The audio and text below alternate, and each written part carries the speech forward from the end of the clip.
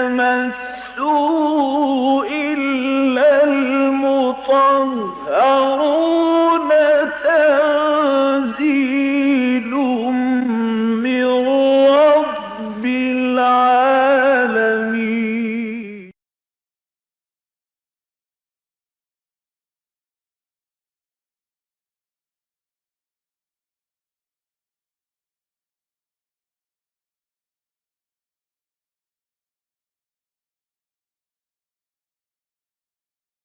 أعوذ بالله من الشيطان الرجيم. بسم الله الرحمن الرحيم. والسماء والطارق وما أدراك ما الطارق النجم الثاقب إن كل نفس لما عليها حافظ فلينظر الإنسان مما خلق من ماء دافق يخرج من بين الصلب والترائب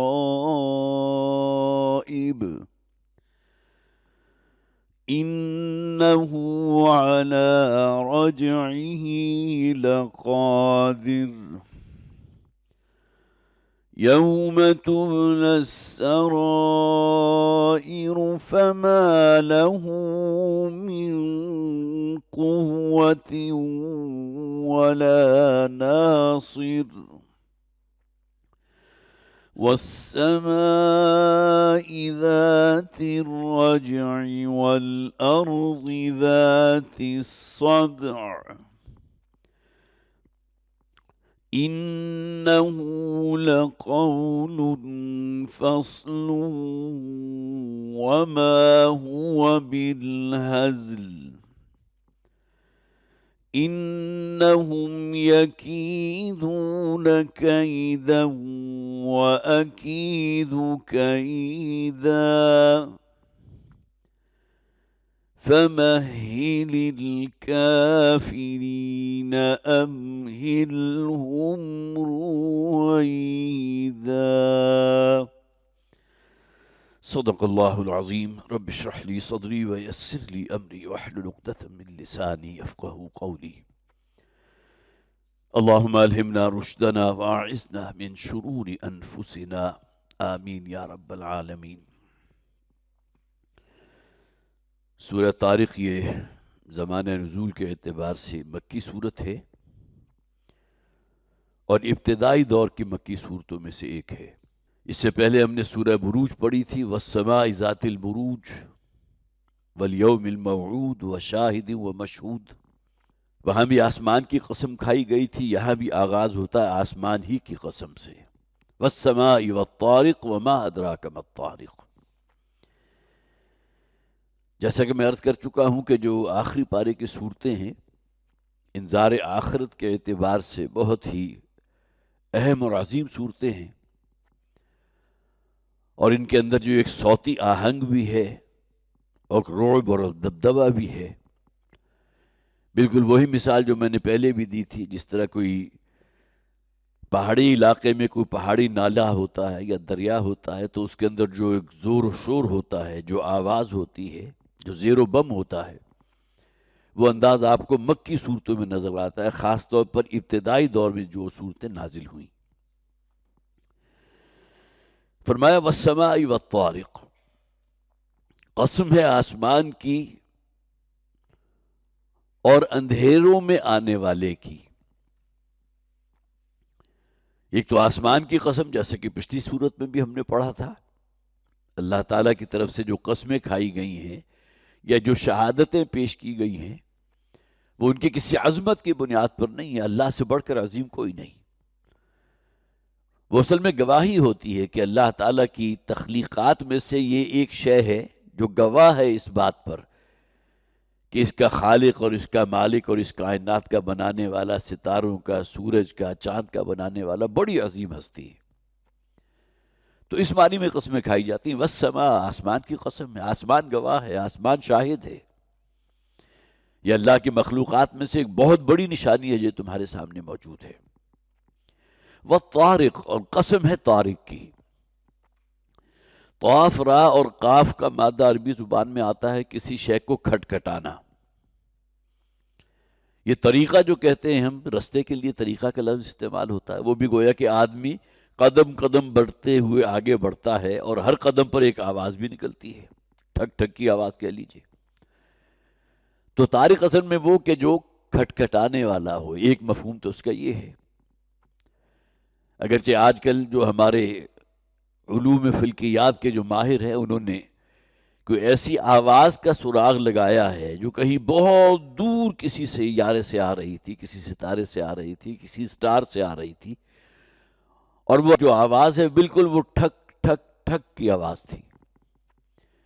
تو بہت سے حضرات نے اس کے اوپر پھر گویا کہ قرآن حکیم کی اس آیت کو منطبق کیا ہے کہ گویا کہ ایک سیارہ ایسا ہے یا ستارہ ایسا ہے کہ جس میں یہ آواز بھی نکلتی ہے، ٹک ٹک کی آواز. الطارق. اور دوسری طرف طارق اصل میں اس کو بھی کہتے ہیں جو رات میں کسی کے گھر پہنچ کر دروازہ کھٹکھٹائے. رات کا اوقات. تو رات کا مسافر اگر اپنے گھر پر پہنچا ہے اور گھر کا دروازہ کھٹکھٹا رہا ہے تو اس کے لیے بھی یہ لفظ استعمال ہوتا ہے. لیکن یہاں قرآن حکیم میں ستارے کے لیے آیا. جیسے کہ میں نے عرض کیا، وہ ستارہ کے جس میں سے کوئی آواز بھی برآمد ہو رہی ہو، ٹھک ٹھک کی آواز ہے یا ٹک ٹک کی آواز ہے. اور پھر آگے قرآن حکیم نے اس کو پھر مزید کھول بھی دیا. وَمَا أَدْرَاكَ مَا الطَّارِقُ، اور تمہیں کیا خبر وہ طارق ہے کیا. یہ وسیع و عریض کائنات، اس میں ایک کوئی ستارہ، اس کی ضخامت کیا ہوگی، اس کی دوری کیا ہوگی. تو طارق کے بارے میں تو کچھ نہیں جانتے. ظاہر ہے کہ جب یہ قرآن نازل ہو رہا تھا اس وقت تو انسانوں کا یہ تصور علوم فلکیات جو ہے، علم فلکیات، وہ تو بہت محدود تھا. اگرچہ ایسے لوگ موجود تھے کہ جو نجومی کہلاتے تھے، جو ستاروں کے مختلف جو گردشیں ہوتی ہیں، جو چالیں ہوتی ہیں، اس کا مطالعہ کرنے کے بعد کسی انسان کے مستقبل کے بارے میں، آنے والے حالات کے بارے میں وہ کوئی پیشن گوئیاں کر دیا کرتے تھے، علم نجوم کے ماہر. لیکن یہ کہ وہ ستارے کتنے فاصلے پر ہیں، ان کی ضخامت کیا ہے، آج ہمارے پاس ایسی گیجٹس موجود ہیں کہ ہمیں معلوم ہو جاتا ہے کہ اتنے نوری سالوں کے فاصلے پر فلاں ستارہ موجود ہے. تو والسماء والطارق، قسم ہے آسمان کی اور الطارق کی، رات میں آنے والی کی مراد ستارہ ہے. وما ادراک ما الطارق، اور تمہیں کیا خبر وہ طارق ہے کیا. النجم الثاقب.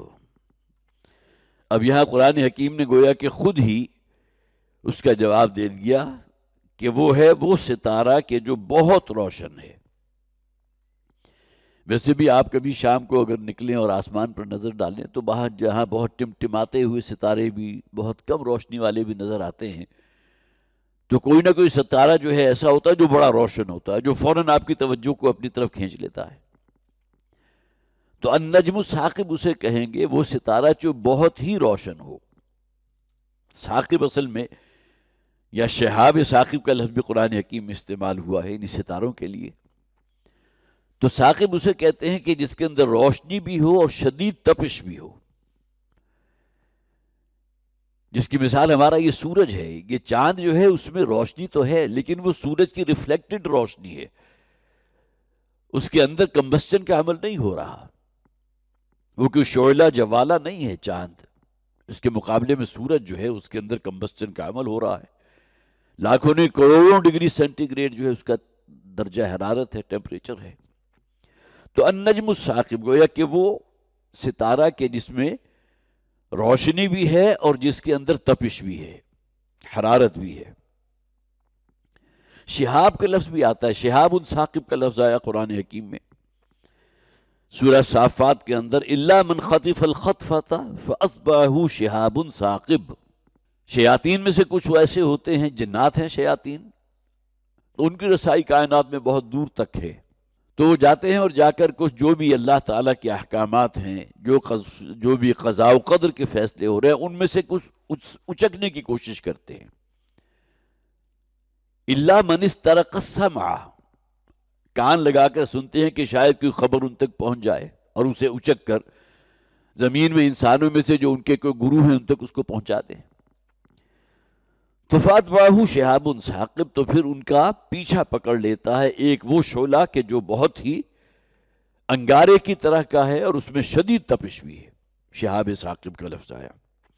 اسی طرح سورہ حجر کے اندر فَأَتْبَعَهُ شِهَابٌ مُبِينٌ کا لفظ آیا. وہ انگارہ یا وہ شعلہ کہ جو ان شیاطین کا پیچھا پکڑتا ہے کہ جو کچھ چیزیں جو ہے وہاں سے سن کر نیچے پہنچانا چاہتے ہیں. تو وَالسَّمَاءِ وَالطَّارِقِ وَمَا أَدْرَاكَ مَا الطَّارِقُ النَّجْمُ الثَّاقِبُ، وہ ایک ستارہ ہے کہ جو بہت ہی روشن ہے، بہت ہی چمکدار ہے. اس سورہ مبارکہ کا جو شان نزول ہے اس میں جیسا کہ میں نے عرض کیا مکی زندگی حضور کی جو ہے بالکل ابتدائی دور، اس میں سورہ مبارکہ نازل ہوئی. مسند احمد میں اور نسائی میں ایک روایت موجود ہے، بلکہ اس میں ایک واقعہ ہے جس میں حضرت جابر رضی اللہ تعالیٰ عنہ وہ فرماتے ہیں کہ ایک صحابی نے نبی اکرم صلی اللہ علیہ وسلم ہی کے دور کی بات ہے، ظاہر ہے کہ حضور تو امام تھے مسجد نبوی کے، اور بھی مساجد موجود تھی اس موقع پر اس زمانے میں، تو لہٰذا حضرت جابر رضی اللہ تعالیٰ عنہ جو ہے وہ کہیں نماز پڑھا رہے تھے، یا وہ راوی ہیں اور کوئی اور صحابی نماز پڑھا رہے تھے، اور نماز بھی مغرب کی تھی، اور اس میں انہوں نے پھر تلاوت کی ہے. تو سورہ بقرہ کے بھی کئی رکوع انہوں نے پڑھ دیے. اس وقت تک رکوعوں کی تقسیم نہیں تھی، لیکن طویل حصہ سورہ بقرہ کا بھی پڑھ دیا، اور دوسری رکعت میں سورہ نساء کی بہت طویل آیات پڑھ دی. اس کا نتیجہ یہ نکلا کہ جو حضرات بھی پیچھے مقتدی تھے، جو ان کی اقتداء میں نماز ادا کر رہے تھے، ان میں سے کسی نے جا کر حضور کو بتا دیا کہ جابر نے آج یہ معاملہ کیا ہے کہ مغرب کی نماز اس قدر طویل کر دی کہ جو بھی پیچھے مقتدی تھے ان کے لیے بڑا مشکل ہو گیا. اب ظاہر ہے کہ نبی اکرم صلی اللہ علیہ وسلم کی جو تعلیمات ہیں، ان تعلیمات میں سے ایک یہ بھی ہے کہ جو بھی نماز پڑھانی ہو، اگر کسی شخص کو مغرب ہے یا عشاء ہے، فجر کا معاملہ ایکسیپشنل ہے. اسی میں بارے میں تو گویا کہ روایات موجود ہیں کہ حضور ذرا طویل قرات کیا کرتے تھے. مثلا جمعے کے دن کی جو فجر ہوتی ہے اس میں روایت موجود ہے کہ نبی اکرم صلی اللہ علیہ وسلم پہلی رکعت میں سورہ سجدہ الف لام میم سجدہ، اور دوسری رکعت کے اندر سورہ دہر کی تلاوت کرتے تھے. دونوں صورتیں جو ہے 3 رکوع جو ہے ایک صورت میں ہے، 2 رکوع دوسری صورت میں ہے. تو نبی اکرم صلی اللہ علیہ وسلم نے حضرت جابر سے فرمایا کہ کیا ہی بہتر ہوتا، مغرب کی نماز تھی اور ظاہر ہے ہر شخص کو اس وقت جلدی بھی ہوتی ہے، معمولات انسان کے اپنے جو ہیں ٹائی اپ ہوتے ہیں ان اوقات کے ساتھ. تو حضور نے فرمایا کیا مشکل تھا تمہارے لیے، کہیں بہتر ہوتا تمہارے لیے اگر تم اپنی نماز میں سورہ طارق اور سورہ الشمس کی تلاوت کرتے. اب خاص طور پر اسپیسیفکلی جو حضور نے نام لیا سورہ طارق کا بھی اور سورہ شمس کا، اگرچہ اس کی اس اعتبار سے کوئی خاص عظمت نہیں ہے کہ جو مختلف اور روایات میں ہمارے سامنے آتی ہو، لیکن یہ کہ اس حدیث کے اندر ذکر موجود ہے سورہ طارق کا. تو النجم الثاقب وہ ایک ستارہ ہے طارق جو بہت ہی روشن ہے، چمکتا ہوا ہے اور اس کے اندر تپش ہے. ان کل نفس لما علیہا حافظ، ان یہاں جو ہے وہ لا کے معنی میں ہے، نہیں ہے کوئی جان، کوئی ذی نفس. لما اللہ کے معنی میں ہے، مگر یہ کہ اس کے اوپر ایک نگہبان موجود ہے. اب یہ نگہبان جو ہے وہ اللہ تعالیٰ خود بھی تو الحافظ ہے نا. اور بعض اوقات ہوتا ہے انسان جو ہے کسی حادثے سے ایسے بچتا ہے تو وہ کہتا ہے کہ مجھے تو معلوم ہوتا ہے کہ اللہ نے بچا لیا، میری حفاظت اللہ نے کی ہے. کہیں سڑک کراس کرنے لگا اور اچانک اس کا کہیں ذہن ہی نہیں تھا کہ دائیں طرف سے جو ہے وہ کوئی بہت تیز رفتار گاڑی آ رہی ہے، وہ بائیں طرف دیکھ رہا تھا. اور ایسے مواقع ہوتے ہیں، خاص طور پر اگر آپ ان ممالک میں چلے جائیں کہ جہاں ٹریفک کا بہاؤ پاکستان کے اپوزٹ ہے، لیفٹ ہینڈ ہے. تو وہاں تو میرے ساتھ کئی دفعہ ہوا کہ میں سڑک پار کرنے وقت لگا تو عادتاً مجبور میں یہ تھا کہ میں اپنے دائیں طرف دیکھوں، لیکن وہاں سے ٹریفک الٹی طرف سے آ رہی ہے. اب خاص طور پر جو سعودی عرب میں بھی یہی ٹریفک کے رولز ہیں اور یہی معاملہ جو ہے یو اے ای میں بھی ہے. تو آدمی ایک دم جو ہے وہ بالکل جسے آپ کہیے کہ مبہوت ہو جاتا ہے کہ وہ ایکسپیکٹ کر رہا تھا، اس لیے کہ عادتاً مجبور ہے کہ سڑک جب آپ کراس کریں گے تو رائٹ سائڈ پہ دیکھیں گے، اس لیے کہ ٹریفک ادھر سے آ رہی ہے اور اس طرف سے آ رہی ہوتی ہے تو انسان محسوس کرتا ہے گویا کہ کوئی خدائی ہاتھ تھا کہ جس نے اس کو بچا لیا. تو ان کل نفس لما علیہا حافظ، نہیں ہے کوئی جان ذی نفس مگر یہ کہ اس کے اوپر ایک نگران اور ایک حفاظت کرنے والا موجود. قرآن حکیم میں یہ مضمون اور مقامات پر بھی آیا ہے جس میں حفظہ کا لفظ آیا. حفظہ وہ فرشتے جو اللہ تعالیٰ نے انسان کی حفاظت کے لیے معمور فرما دیے. اس لیے کہ واقعہ یہ ہے کہ انسان کی موت کا وقت اللہ نے متعین کر دیا، اس کو بحفاظت اس وقت تک پہنچا دینا اللہ تعالیٰ اس کا اسباب فرماتے ہیں. وَيُرْسُلُ عَلَيْكُمْ حَفَظًا، اللہ تعالیٰ نے تمہارے لیے حفاظت کے لیے فرشتوں کو مقرر کر دیا.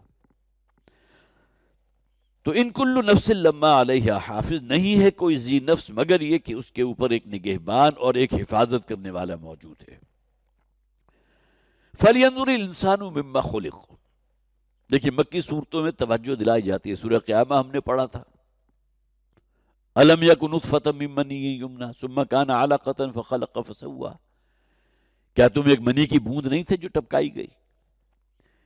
اس لیے کہ انسان کے اندر جب وہ استکبار پیدا ہوتا ہے اور اپنا کچھ ہونے کا جو ہے وہ کہیں اسے زعم لاحق ہو جاتا ہے تو اس کا نتیجہ کیا نکلتا ہے کہ ضرورت ہوتی ہے اسے متوجہ کیا جائے. ذرا تم اپنی زندگی کے آغاز کو ذرا دیکھو، کہاں سے آئے تھے، کیا تمہاری حیثیت تھی. بڑے بڑے فرائض اور نماردہ جو ہیں ایک وقت ایسا تھا نا کہ بالکل نوزائیدہ بچے کی شکل میں تھے، بلکہ ان کی تخلیق بھی ہوئی تھی تو اسی نطفے سے ہوئی تھی جس سے ہر انسان کی تخلیق ہوتی ہے. تو متوجہ کیا جا رہا ہے، ریمائنڈ کروایا جا رہا ہے.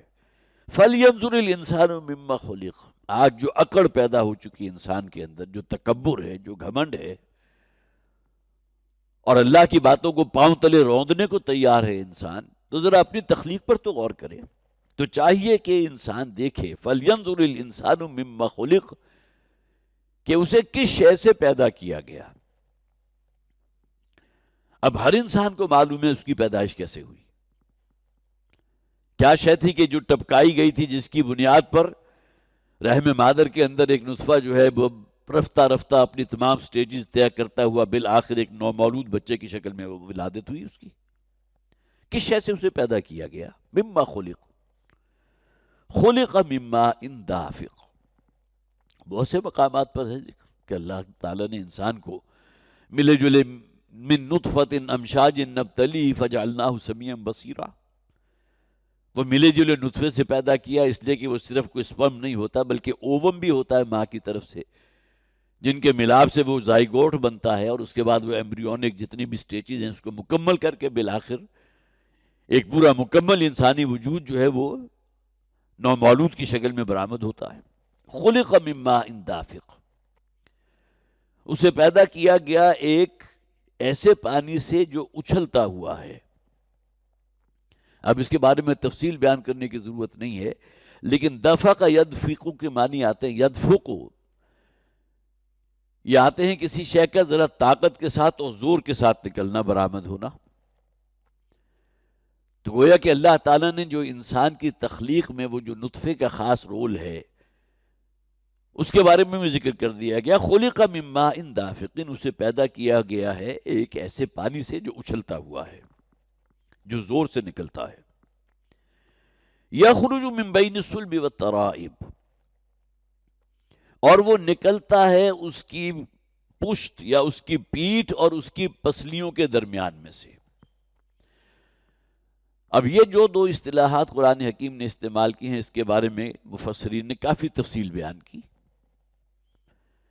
ایک بات تو بالکل طے ہے کہ اعضائے رئیسہ جتنے بھی ہیں انسان کے، وہ سب کے سب یا اس کے سینے میں ہیں یا اس کے پیٹ میں ہیں، جسے ہم دھڑ کہتے ہیں. انسان کا ہاتھ کٹ جائے، اس کی ناک کٹ جائے، اس کی آنکھ نکل جائے، کچھ بھی ہو جائے، کان کاٹ دیا جائے، سماعت ختم ہو جائے گی، اس کی ٹانگیں کاٹ دی جائیں، لیکن یہ کہ اس کا دھڑ اگر سلامت ہے تو اس کے فنکشن جو ہیں وہ کام کرتے رہیں گے، عمل تنفس بھی ہوگا، عمل انہضام بھی ہوگا، اسی طرح سیکشول جو پروڈکشن والے ایلیمنٹس ہیں وہ بھی کام کرتے رہیں گے۔ تو یہاں مراد یہ لی گئی ہے کہ جو پانی گویا کہ جس میں اعضائے رئیسہ جو ہے وہ کی رول ادا کرتا ہے،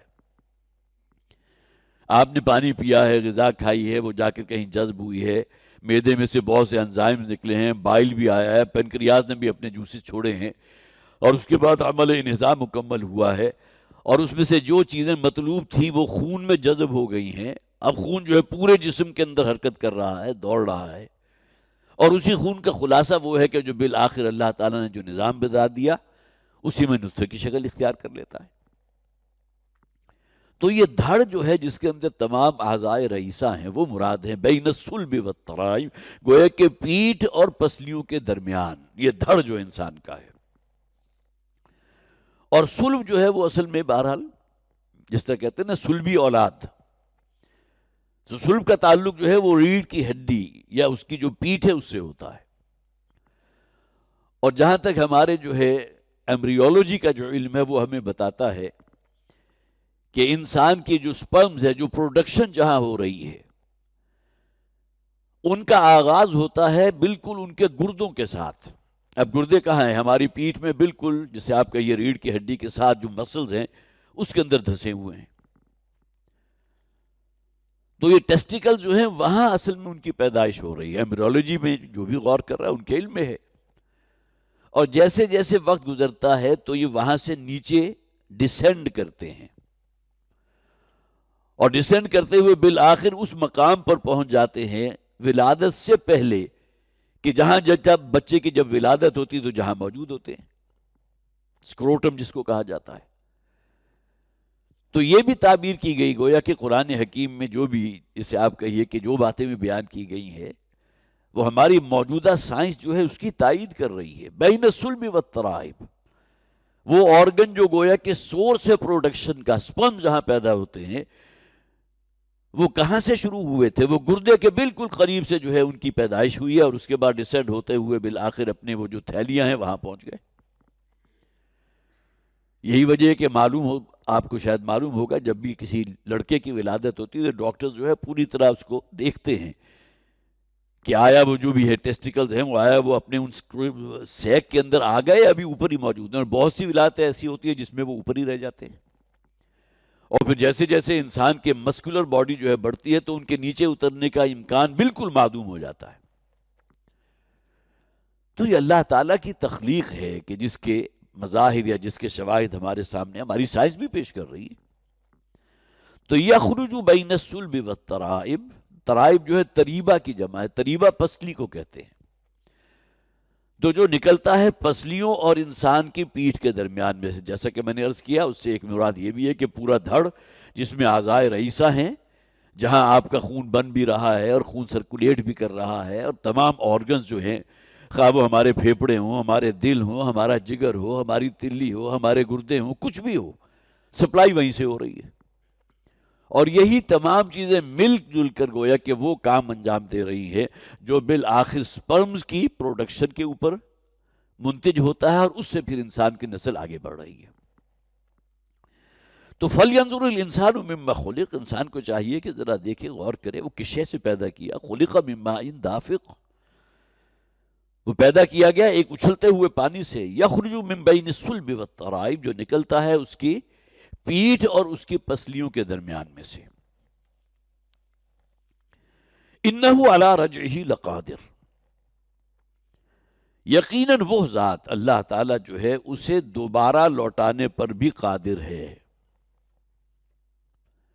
ایک دوبارہ لوٹنا تو اس اعتبار سے ہے نا کہ وہی ایک عمل تھا جس کے نتیجے میں انسان کی ولادت ہوئی۔ اب یہ ولادت جس انسان کی ہوئی وہ بھی جوان ہوا، اور وہ بھی اسی پروسیس کے اندر گویا کہ پھر آگے اس کی نسل بڑھ رہی ہے۔ تو یہ ریپیٹیشن ہوتی چلی جا رہی ہے۔ رجعت کسے کہتے ہیں؟ کسی شے کا بار بار ہونا۔ آگے ہم پڑھ بھی لیں گے وَالسَّمَاءِ ذَاتِ الرَّجْعِ، وہاں ایک اور معنی میں استعمال ہوا۔ اور قسم آسمان کی کہ جو بار بار پلٹتا ہے، دن میں وہ بالکل گویا کہ نیلی چھتری ہے اور رات میں وہ سیاہ شکل اختیار کر لیتا ہے، یہ بھی مراد ہے۔ اسی طرح اکثر و بیشتر مراد جو لی ہے ہمارے مفسرین نے وہاں گویا کہ آسمان سے وقفے وقفے سے بارش کا برسنا، اس لیے کہ اگلی آیات جو ہیں وہ اس کے ساتھ زیادہ مطابقت رکھتی ہیں۔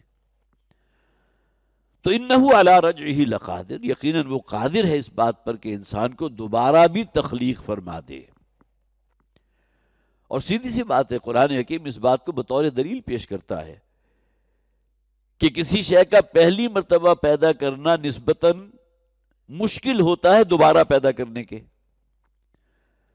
جس طرح کسی شخص نے اگر گھڑی بنائی ہے تو پہلی مرتبہ جو اس نے گھڑی میں جو کامیاب تجربہ کیا تو جتنی ایفرٹ اس کی لگی ہوگی، جتنی اس نے جو ہے اس کے اوپر جسے آپ کا یہ ریسرچ کی ہوگی، اب اس کو دوبارہ گویا کہ ریپلیکا پیدا کر لینا تو اتنا مشکل کام نہیں ہے۔ یہی وجہ ہے کہ انسان کو بار بار متوجہ کیا گیا اس بات کی طرف، جو تمہاری پہلی مرتبہ تخلیق ہوئی تھی ذرا اس پر تو غور کرو۔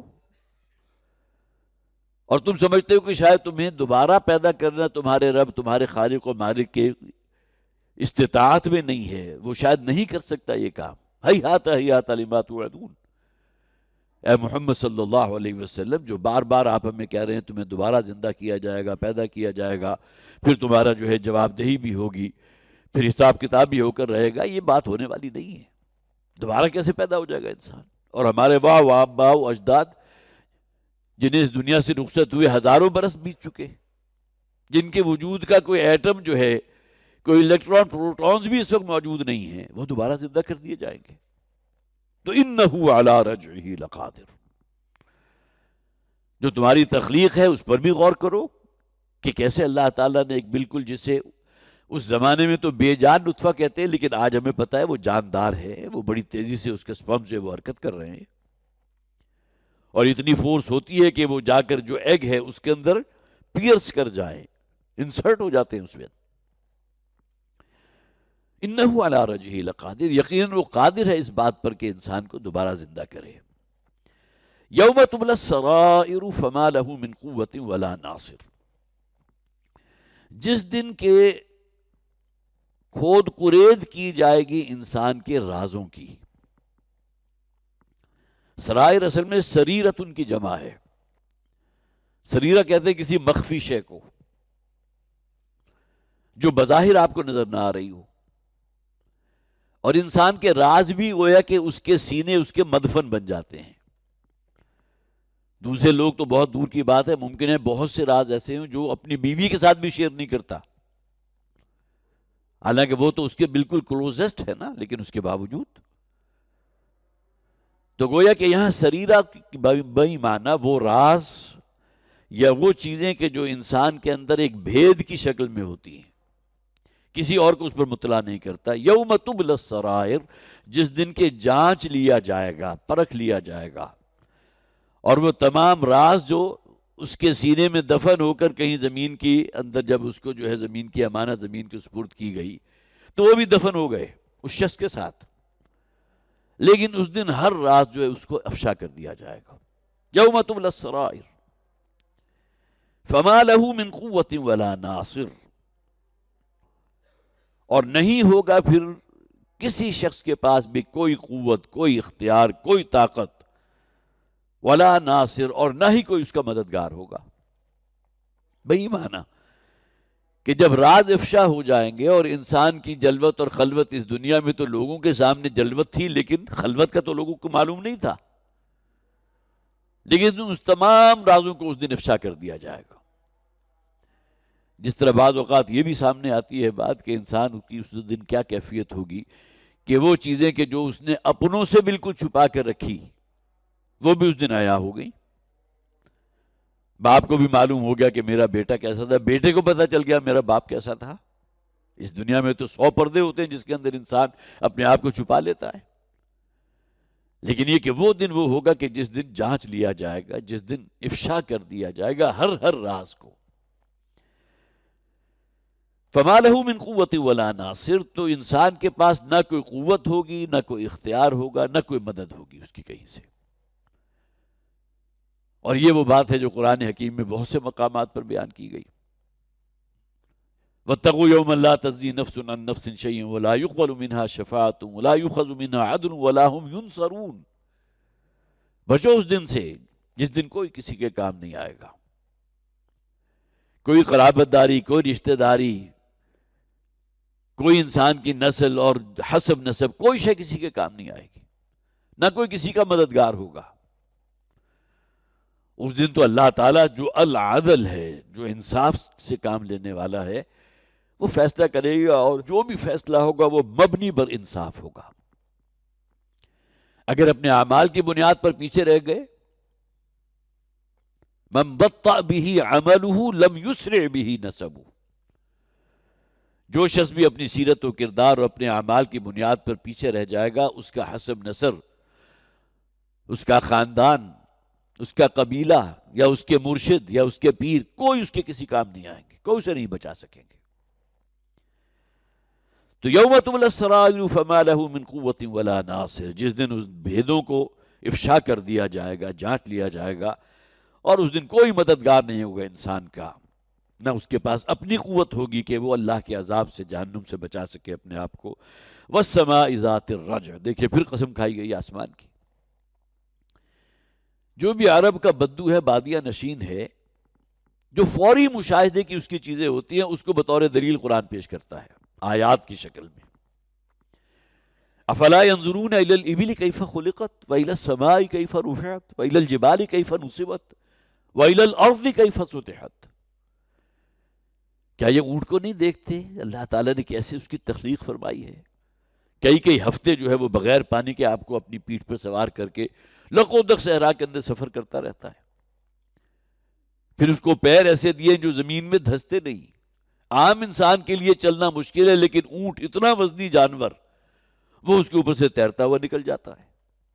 گردن اتنی اونچی دے دی کہ کہیں ببول کا کوئی درخت ہے جس میں کانٹے بھی لگے ہوں، ہونٹ بھی ایسے دیے جو بالکل الگ کر لیتے ہیں. ایک شاخ ہے جس میں کانٹے بھی ہیں اور پتے بھی ہیں، اور اس کو اللہ تعالیٰ نے ہونٹ ایسے دیے ہیں کہ وہ صرف پتے جو اس کی خوراک ہے وہ حاصل کرتا ہے، کانٹے چھوڑ دیتا ہے. تو بطور دلیل قرآن نے پیش کیا ہے، نہیں کیا. افلا ينظرون الى الابل كيف خلقت، ذرا اونٹ کی خلقت پر تو غور کرو. یہ سواری جو اللہ تعالیٰ نے تمہارے لیے بنائی ہے، اس کا دودھ تم پیتے ہو، اس کا گوشت تم کھاتے ہو، وہ اتنا بڑا جانور ہے کہ اس کی کھال سے تم اپنے لیے خیمے بنا لیتے ہو. وَإِلَى الْأَرْضِ كَيْفَ سُطِحَتْ، آسمان کو دیکھو، زمین کو دیکھو، کیسے اللہ تعالیٰ نے تمہارے لیے بچھا دی ہے. اور انواع و اقسام کی سبزیاں، پھل، میوے، ترکاریاں، ہر شے اللہ تعالیٰ نے زمین میں تمہارے لیے پیدا کر دی. تو جو فوری مشاہدے کی چیزیں ہیں اس کو قرآن حکیم ہائی لائٹ کرتا ہے، بار بار ریپیٹ کرتا ہے. پھر فرمایا گیا، حالانکہ آغاز بھی ہوا تھا وَالسَّمَاءِ وَالطَّارِقِ، قسم ہے آسمان کی اور وہ چمکدار ستارے کی، اور یہاں پھر فرمایا گیا وَالسَّمَاءِ ذَاتِ الرَّجْعِ، اور قسم ہے آسمان کی کہ جو لوٹ کر آنے والا ہے. اس سے بہت سی باتیں مراد لی ہیں ہمارے مفسرین نے. ایک تو جیسا کہ میں نے عرض کیا کہ آسمان کی شکل جو ہے وہ تبدیل ہوتی ہے، کبھی سرخ آسمان ہو جاتا ہے، جب آندھی چل رہی ہو تو آپ کو پورا آسمان سرخ نظر آئے گا. شفق کی سرخی بھی ہوتی ہے، جب سورج جو ہے غروب ہونے کے قریب ہو تو شفق بالکل سرخ ہو جاتا ہے. صبح کی سفیدی کے وقت آسمان کا کوئی اور ہی رنگ ہوتا ہے. نصف النہار پر سورج چمک رہا ہو اور وہ نیلی چھتری تنی ہوئی ہے، اس کی کوئی اور شان ہوتی ہے. رات کے اوقات میں وَزَيَّنَّا السَّمَاءَ الدُّنْيَا بِمَصَابِيحَ، یہ رات کی تاریکی میں آسمان کو اللہ تعالیٰ نے جس طرح مزین فرما دیا، جو خوبصورتی عطا فرمائی ہے ستاروں کی شکل میں. تو یہ مختلف جو ہیں اس کی شکلیں جو ریپیٹڈلی سامنے آتی ہیں، اس کی طرف بھی اشارہ ہے. دوسری طرف ذات الرجع جو ہے، رجع یہ عربی زبان میں آتا ہے بارش کا وقفے سے بار بار ہونا. ایک تو لگاتار بارش ہے نا، معلوم ہو کہ کئی گھنٹوں جاری ہے، اور اس کے بعد وہ کسی طرح پھر باقاعدہ اذانیں دی جاتی ہیں کہ اللہ تعالیٰ اس بارش کو روک دے. انسان کے پاس تو قوت نہیں ہے اس کو روکنے کی. آج اگرچہ کوشش اس بات کی ضرور کی جاتی ہے کہ اگر کہیں بادل ہیں تو کوئی کیمیکل اوپر چھڑک کر یا کوئی اور جو ہے ذریعہ اختیار کر کے مصنوعی بارش برسا دی جائے. ہمارے ہاں بھی اس کے بارے میں کوشش ہوتی ہے، لیکن تابق ہے کب تک اور کتنا خرچہ اس کے اوپر ہوگا، آپ اس کا اندازہ نہیں کر سکتے. تو ذات الرجع گویا کہ مطرن بعد مطرن، یہ الفاظ آتے ہیں. بارش ہوئی اور اس کے بعد پھر وقفہ آیا، پھر بارش ہوئی، پھر وقفہ آیا، پھر بارش ہوئی. زمین کی روئیدگی اور اس کی زرخیزی کے لیے یہ پروسیس ہے جو سب سے زیادہ مفید ہے. تو قسم ہے آسمان کی بھی، اور آسمان وہ کہ جو گویا کہ اپنی شکلیں بھی تبدیل کرتا ہے، بار بار لوٹ رہا ہے. اور اسی طرح آسمان وہ کہ جہاں سے مطرن بعد مطرن، کہ بارش ہو رہی ہے، کچھ بارش کے بعد پھر بارش ہے، پھر بارش کے بعد. اور اس سے مراد جو ہے وہ واٹر سائیکل بھی ہے، کہ یہ سمندر ہے کہ جس سے آبی بخارات اٹھتے ہیں سورج کی تپش کی وجہ سے، اوپر جا کر کنڈنس ہوتے ہیں. پھر اللہ حکم دیتا ہے ہواؤں کے ذریعے، وہ جو ہے اپنے دوسرے مقامات کی طرف روانہ ہو جاتے ہیں وہ بادل. پھر جہاں اللہ حکم دیتا ہے وہاں وہ برسنے لگتے ہیں. تو یہ واٹر سائیکل بالآخر وہی برس کر بارش ندی نالوں اور جو چشموں کی شکل میں جو پانی بالآخر پھر واپس جو ہے سمندر تک پہنچ جاتا ہے. اس طرح پورا واٹر سائیکل مکمل ہو گیا. تو یہ جتنے بھی فطرت کا نظام ہمارے مشاہدے میں آ رہا ہے، جس کے اندر پانی کا بڑا کی رول ہے، جیسا کہ میں نے عرض کیا نا، مطرن بعد مطرن، والسماء ذات الرج، وہ آسمان کے جو بارش برساتا ہے، وقفے وقفے سے بارش برسا رہا ہے. اور جن علاقوں میں بارش نہیں ہوتی وہاں جو قحط کا عالم ہوتا ہے اس کا بھی آپ اندازہ کر سکتے ہیں. صومالیہ کا اندازہ ہے، اسی طرح ایتھوپیا کا علاقہ ہے جہاں قحط پڑتا ہے اور بارش نہ ہونے کی وجہ سے نہ روئیدگی زمین سے برآمد ہوتی ہے کہ ان کے مویشی جو ہیں وہاں سے اپنے لیے کوئی غذا حاصل کر سکیں اور وہ کوئی دودھ ان میں پیدا ہو سکے جس سے انسان کو استفادہ کر سکے.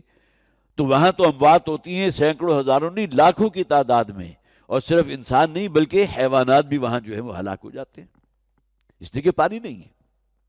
تو والسماء ذات الرجع، قسم ہے آسمان کی، وہ آسمان کے جو لوٹ رہا ہے، جو بارش برسا رہا ہے، بار بار کی بارش ہے، وقفے وقفے سے بارش ہے. والارض ذات الصدع، اور قسم ہے زمین کی. دیکھیے آسمان کی قسم کھائی تو ساتھ زمین کی قسم بھی کھا لی. اور قسم ہے زمین کی کہ جو پھوٹنے والی ہے، ذات الصدع. صاد دال اور عین یہ مادہ آتا ہے کسی شے میں کوئی دراڑ پیدا ہو جانا، شگاف پیدا ہو جانا. آسمان سے بارش برسی، پانی زمین میں جذب ہوا، اور زمین کے اندر جو قوت نمو ہے، جو سیڈز پوشیدہ ہیں جو آپ کو نظر نہیں آ رہے، وہی زمین جو بالکل بنجر تھی، مردہ تھی، اچانک وہاں زندگی پیدا ہو گئی. حشرات الارض جو ہے وہ رینگتے ہوئے آپ کو نظر آ رہے ہیں. اور اسی طرح جو ہے خودرو قسم کی گھاس بھی اگ رہی ہے، جڑی بوٹیاں بھی اگ رہی ہیں. یہ ایمیزون کے جنگلات جو ہیں، کیا کسی نے اس کی کاشت کی تھی؟ اسی زمین سے برآمد ہوئے نا. جہاں درخت اتنے گھنے ہیں کہ سورج کی شعاعیں زمین تک نہیں پہنچ سکتی، اور 300 400 فٹ بلند درخت. ہزاروں سال سے یہ نظام چل رہا ہے. آسمان سے بارش کا برسنا ہے، زمین کے اندر قوت نمو اللہ نے رکھ دی ہے. جیسا کہ فرمایا گیا اس سے جو چیزیں نکل رہی ہیں زمین سے وہ انسان بھی کھاتے ہیں، حیوانات بھی کھاتے ہیں. اللہ کی یہ رحمت وہ ہے جو ہر ذی نفس تک پہنچ رہی ہے. تو والارض ذات الصدع، وہ ہے کہ زمین کا پھٹنا بیج کی وجہ سے، بیج پھوٹتا ہے نا، چھوٹی سی 2 کونپلیں نکلیں گی، زمین شق ہوگی. ثم شققنا الارض شقا، سورہ عبس میں ہم نے پڑھا تھا. پھر ہم نے زمین کو پھاڑا جیسے کہ پھاڑا جاتا ہے. پھاڑنے سے مراد یہ نہیں ہے کہ کوئی بہت بڑا شگاف پیدا ہو گیا، بلکہ یہ کہ بیج جو ہے نکلا ہے زمین میں تو زمین کو پھاڑ کر نکلا ہے. تو والارض ذات الصدع، اور قسم ہے زمین کی کہ جو پھوٹنے والی ہے، جو گویا کہ بیج نکلتا ہے تو زمین کو پھاڑ کر نکل رہا ہے. انہ لقول فصل، یہ قرآن حکیم کی آیات ہے نا جو سن رہے ہیں مشرکین مکہ. تو اس کے بارے میں کہا گیا کہ یہ باتیں جو تمہیں سنائی جا رہی ہیں یہ قول ہے، فیصلہ کن کلام. یہ تمہارے رب، تمہارے خالق اور مالک کا قول ہے، اس کا کلام ہے جو سنا رہے ہیں محمد صلی اللہ علیہ وسلم. تو گویا کہ اس میں مخفی طور پر یہ بات بھی موجود ہے کہ اللہ کا کلام حضور کی زبان سے سننے کے باوجود تم ٹس سے مس ہونے کو تیار نہیں، اپنے آبائی دین کو چھوڑنے کو تیار نہیں، اور ایسا تقدس تمہارے اندر جو ہے ذہنوں کے اندر بس گیا ہے کہ وہ جو تمہاری اپنی فطرت کی پکار ہے، توحید انسان کے اندر اللہ نے ودیت کی ہے، اور یہ دلیل قرآن میں کئی مقامات پر پیش کی گئی کہ جب ان کے اوپر کوئی کڑا وقت آتا ہے، ان کی کشتی کہیں طوفان کے اندر، منجدار کے اندر جو ہے وہ گھومنے لگتی ہے اور موت انہیں نظر آتی ہے، تو کسی دیوی یا دیوتا کو نہیں پکارتے، صرف ایک اللہ کو پکارتے ہیں۔ اس سے بڑی دلیل کیا ہوگی کہ توحید انسان کی فطرت میں موجود ہے۔ یہ تو اس کی سیاہ کاریاں ہیں، اس کے سیاہ کرتوت ہیں، جس کی وجہ سے وہ دبیز پردے اس کے اوپر آ جاتے ہیں، اور توحید کی روشنی جو ہے وہ کہیں دب جاتی ہے، گھٹ جاتی ہے۔ تو انہ لقول فصل، یہ تو فیصلہ کن کلام ہے، دو ٹوک بات ہے جو قرآن نے بیان کی۔ وما ہوا بالہزل، مشرکین مکہ کہتے تھے نا یہ شاعری ہے جی، یہ کہانت ہے، یہ تو ہزلیات ہے، معاذ اللہ ثم معاذ اللہ۔ ہزل کسے کہتے ہیں؟ بے مقصد گفتگو، جس طرح ان کا یہ قول قرآن میں کئی مقامات پر موجود، الا اساطیر الاولین، قرآن کیا ہے سوائے گزشتہ لوگوں کی، قوموں کے کوئی قصے ہیں، کہانیاں ہیں، حضرت یوسف علیہ السلام کا قصہ بیان ہو گیا، حضرت ہود کا قصہ ہو گیا، اس کے علاوہ قرآن میں اور ہے کیا؟ معاذ اللہ، یہ کوئی ہزلیات نہیں ہے۔ ہزل کہتے ہیں غیر سنجیدہ بات کو، جو آپ کہیں ہنسی مذاق میں کسی سے کہہ دیں۔ یہی وجہ ہے کہ جو فقہ میں مسئلہ بیان ہوتا ہے کہ یہ طلاق، یہ الفاظ وہ ہیں کہ جو کسی شخص نے خواہ اپنی رضامندی سے پوری سیریسلی کہے ہوں، خواہ مذاق میں کہہ دیے ہوں، طلاق واقع ہو جائے گی۔ یہ ہزل کے مقابلے میں لفظ ہے جد، جدن و ہزلا، طلاق ہو جائے گی، خواہ جد کی شکل میں ہو، سنجیدگی کے ساتھ دی گئی ہو، یا یہ کہ ہزلیات کی شکل میں ہو کہ مذاق میں کہہ دیا ہو، طلاق ہو جائے گی۔ تو ہزل اصل میں بے مقصد گفتگو کو کہتے ہیں۔ ہزلیات کے الفاظ جو ہیں ہمارے ہاں اردو ادب میں مستعمل ہیں۔ ایک سنجیدہ کلام ہے، قول فصل ہے، فیصلہ کن کلام ہے، قرآن سے بڑھ کر کون سا ہوگا، اور اس کے مقابلے میں ہزل ہے، جو ہزلیات ہیں، جو بے مقصد بات ہے، غیر سنجیدہ بات۔ انہم یکیدون کیدا واکید کیدا، مخاطبین کون ہیں؟ مشرکین مکہ۔ ابتدائی دور میں نازل شدہ صورتوں میں سے ایک صورت ہے، لہذا ایمان لانے والوں کی تعداد 25، 30، 35، 40 سے زیادہ نہیں تھی اس وقت تک، اور اس وقت بھی مکہ کئی ہزار لوگوں پر مشتمل یا آبادی پر مشتمل تھا۔ تو کتنے لوگ تھے کہ جنہوں نے اس بات پر لبیک کہا؟ اپنی سی چالیں چل رہے ہیں، خود ساختہ قسم کے جو ہے کچھ عقائد انہوں نے اپنے ذہنوں کے اندر ان کی گٹھریاں بٹھا لی ہیں، اور اپنے آبائی دین کو اس درجے تقدس دے دیا کہ وہ بات جسے ان کی فطرت بھی کچھ اس کی طرف راغب ہے، اسے قبول کرنے کو تیار ہی نہیں، توحید کو۔ تو انہم یکیدون کیدا، یہ اپنی سی چالیں چل رہے ہیں، ان کی تدبیریں بھی ہیں، ان کی ریشہ دوانیاں بھی ہیں، ان کی پلاننگز بھی ہیں، ان کے منصوبے بھی ہیں۔ کس قدر مضبوط منصوبہ انہوں نے بنایا تھا نبی اکرم صلی اللہ علیہ وسلم کی جان لینے کے لیے، کہ مختلف قبائل سے ایک ایک نوجوان کو جو حاصل کر کے اور انہیں مقرر کر دیا، جب صبح کے اوقات میں حضور اپنے گھر سے نکلے تو یک بارگی حملہ کر دیں، اور یہ روز روز کا جو معاملہ ہے کلکل ہو رہی ہے، معاذ اللہ، یہ ان کے الفاظ میں بیان کر رہا ہوں، اس سے ہماری جان چھوٹے۔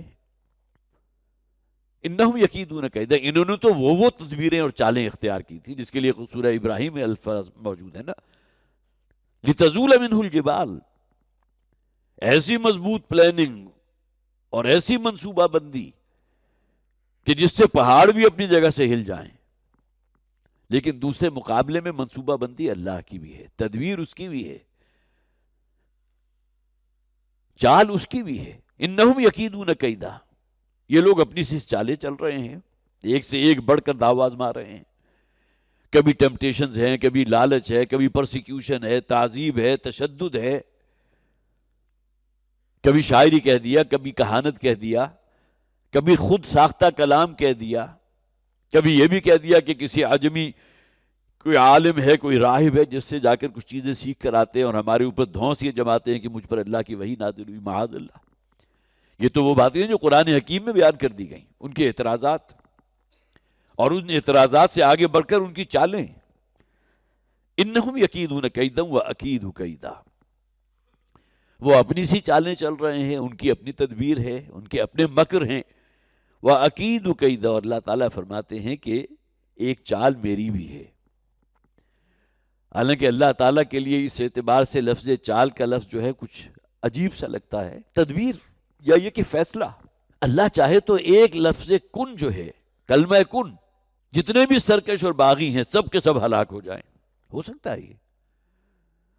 لیکن اللہ تعالیٰ نے پھر کیسے پتہ چلے گا کہ صادق الایمان کون ہے؟ وہ لوگ کہ جو ایمان میں اس درجے کو پہنچ گئے، اپنی جانوں تک کا نذرانہ پیش کر دیا۔ یہ تو امتحانات میں سے گزرنے کے بعد ہی انسان پروو کرتا ہے نا کہ میرے اندر ایمان کتنا ہے اللہ پر، اعتماد، یقین اور بھروسہ کتنا ہے اللہ کی ذات پر۔ تو انہم یکیدون کیدا واکید کیدا، یہ لوگ اپنے سے داؤ کھیل رہے ہیں، چالیں چل رہے ہیں، مکر کر رہے ہیں، اور میری بھی ایک چال ہے، میری بھی ایک تدبیر ہے۔ فَمَهِّلِ الْكَافِرِينَ أَمْهِلُهُمْ، اور وہ تدبیر کیا تھی؟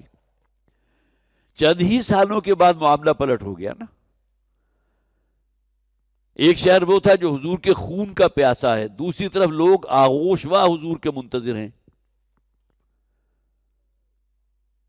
جسے آپ کہیے بے تاج بادشاہ کی حیثیت سے حضور مدینہ میں داخل ہوئے، اور جس طرح لوگوں نے انہیں ہاتھوں ہاتھ لینے والی بات ہے، آنکھوں کے ذریعے جو ہے آنکھوں پر بٹھانے والی بات حضور کے ساتھ ہوئی ہے مدینہ میں۔ فَمَهِّلِ الْكَافِرِينَ أَمْهِلْهُمْ رُوَيْدًا، تو اے نبی صلی اللہ علیہ وسلم آپ ذرا اعراض کیجئے ان سے۔ یہ قرآن میں یہ بھی بہت مقامات پر یہ مضمون بیان ہوا، ان کی باتوں سے آپ کبیدہ خاطر نہ ہوں، رنجیدہ نہ ہوں، یا آپ کو جو کچھ کہہ رہے ہیں اور جو بھی آپ پر ایمان لائے ہیں ان کے لیے عرصہ حیات تنگ کر رہے ہیں، آپ کبیدہ خاطر نہ ہوں، آپ اعراض کیجئے، نہیں چھوڑ دیجئے ان کے حال پر۔ فَمَهِّلِ الْكَافِرِينَ أَمْهِلْهُمْ رُوَيْدًا، تو ڈھیل دے دیجئے، اعراض کیجئے ان لوگوں سے، ان کافروں سے۔ آج یہ انکار کر رہے ہیں لیکن وہ وقت زیادہ دور نہیں ہے کہ اسی شہر مکہ میں آپ فاتح کی حیثیت سے داخل ہوں گے۔ حالانکہ عام طور پر ہوتا کیا ہے، کسی شہر کو جب فتح کیا جاتا ہے تو جو انسان کے اندر تکبر اور غرور اور جو اپنے ہونے کا احساس ہوتا ہے، نبی اکرم صلی اللہ علیہ وسلم کی جو مکہ میں جو آپ کا داخلہ ہوا ہے فاتح کی حیثیت سے، تو جو عاجزی اور جو تواضع آپ کے اندر تھی، سیرت کا مطالعہ کر لیجئے، حضور کی گردن اتنی جھکی ہوئی تھی کہ جس اونٹنی یا جس گھوڑی پر آپ سوار تھے، آپ کے پیشانی اس کی گردن کے ساتھ مس ہو رہی تھی، جبکہ انسانوں کا معاملہ تو اس کے بالکل برعکس ہوتا ہے۔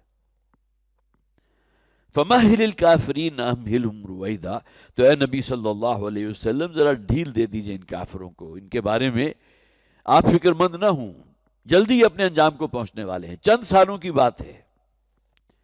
أَمْهِلْهُمْ رُوَيْدًا، اور ان کو ڈھیل دیجئے لیکن تابکے، بس تھوڑی دیر کے لیے، زیادہ دیر کی بات نہیں۔ آپ کو معلوم ہے کہ ہفتے کس طرح گزرتے ہیں، مہینے کس طرح گزرتے ہیں، سال کس طرح گزرتے ہیں، چند ہی سالوں کی بات ہے۔ یہ کالا کایا جو ہے یہ کلپ ہو جائے گی۔ اسی شہر میں آپ داخل ہوں گے تو فاتح کی حیثیت سے داخل ہوں گے، اور اللہ کے دین کا کلمہ جو ہے وہ سر بلند ہوگا۔ جاء الحق وزہق الباطل ان الباطل کان زہوقا، حق جو ہے وہ اب غالب ہے، آ گیا ہے، وہ موجود ہے، اور باطل دفع ہوا، آج اس کا کوئی وجود نہیں ہے۔ آخر پورے جزیرہ نما عرب پر اسلام کا جھنڈا لہرایا تھا ہی نہیں لہرایا تھا؟ دعوت کا آغاز کہاں سے ہوا؟ ایک شخص سے، فرد واحد سے۔ 13 برس مکہ کے سخت مصائب کا سامنا بھی ہے، تکالیف بھی ہے، تعذیب بھی ہے ان لوگوں پر جو حضور پر ایمان لے آئے۔ پر اس کے بعد جو ہے جب ہجرت ہو گئی تو اب مسلح تصادم بھی ہے، غزوہ بدر بھی ہے، غزوہ احد بھی ہے، غزوہ احزاب بھی ہے، پھر اسی طرح صلح حدیبیہ ہوئی ہے، پھر فتح مکہ بالآخر۔ تو رویدہ اصل میں کہتے ہیں جس میں بہت تھوڑی ہی قلیل مدت کا ذکر ہو۔ اے نبی آپ کو زیادہ انتظار نہیں کرنا پڑے گا، جلد ہی وہ وقت آئے گا کہ اللہ کا دین غالب ہوگا اور اللہ کا کلمہ انشاءاللہ سربلند ہو کر رہے گا۔ یہ سورہ طارق ہے، کل 17 آیات پر مشتمل، جس کو ہم نے اب آج کی اس نشست میں مکمل کیا۔ اللہ تعالی ہمارے اندر وہ حقیقی ایمان پیدا فرمائے، قرآن حکیم کی طرف ہماری توجہات کو منعطف فرمائے، اسے پڑھنے کی طرف، اس پر غور و فکر کرنا اور اس کو اپنے عمل میں شامل کرنا، اس کی ہدایات کی اللہ تعالیٰ ہمیں توفیق عطا فرمائے۔ بارک اللہ لی ولکم فی القرآن العظیم ونفعنی وإیاکم بالآیات والذکر الحکیم۔